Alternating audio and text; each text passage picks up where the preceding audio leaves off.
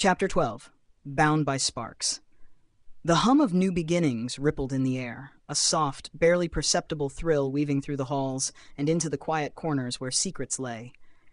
It was the kind of hum that buzzed between two people, charged with the unspoken promises of something powerful and unknown.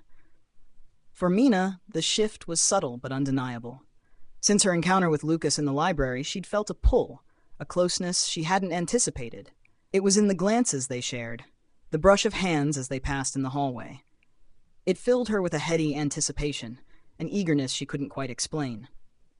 So when Lucas, in a moment of unusual vulnerability, asked her if she'd like to join him for coffee, her yes felt like it had been waiting for days. Their first date was admittedly awkward. They met at a small cafe close to campus, but despite her usual confidence, Mina felt unusually nervous. She stumbled over words she usually delivered with poise, and her laughter was just a little too loud. Lucas wasn't much better. He seemed distracted, his gaze darting between her and the window, his words halting as if unsure of the right tone. Every time their hands brushed, both pulled back with a stiffness that only made things more awkward. They parted with polite smiles, but Mina couldn't shake the feeling that something had gone a bit askew, the connection they'd both sensed slipping through their fingers. The awkwardness lingered, a reminder of the vulnerability they each felt. But after a few days, Lucas reached out again, and Mina found herself feeling both relieved and nervous as they planned their second date.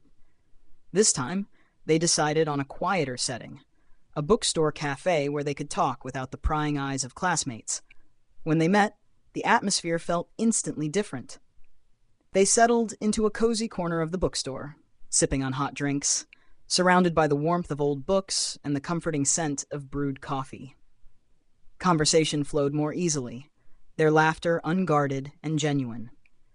They talked about their favorite books, shared stories from their childhoods, and for the first time, Mina noticed how expressive Lucas could be when he let down his guard. She found herself leaning in, captivated by his quiet intelligence and the way he would pause, as if weighing each word before offering it.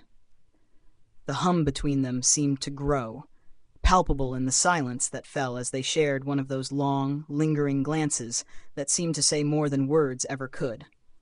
Lucas watched her, a soft smile tugging at the corners of his mouth, his gaze warm and steady in a way that left Mina feeling like they were the only two people in the world.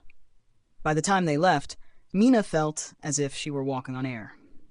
A few days later, they met for a third date, a trip to the nearby park on an unusually warm autumn day. Lucas brought pastries from a local bakery, and they found a quiet spot on the grass, surrounded by trees painted in vibrant reds and yellows. Laughter came easily, and any lingering awkwardness from their first date dissolved. They shared stories of embarrassing moments and odd quirks, and Mina couldn't help but feel more comfortable, her guard lowering in a way it rarely did. Lucas even attempted a bit of juggling with the leftover pastries, managing to make her laugh so hard that she had to cover her mouth, tears forming at the corners of her eyes. As they strolled back, their hands brushed, and this time, neither pulled away. Instead, Lucas's fingers intertwined with hers, and a comfortable silence settled between them, each feeling the warmth of the other. For the first time, the air between them felt like home, safe, inviting, and full of promise. Outside, the day had given way to evening, the golden light softening everything around them.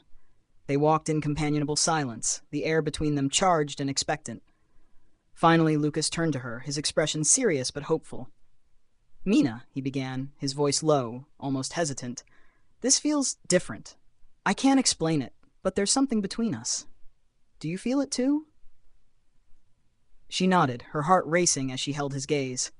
Without thinking, she leaned in, her hand reaching to rest on his shoulder, grounding herself in the moment.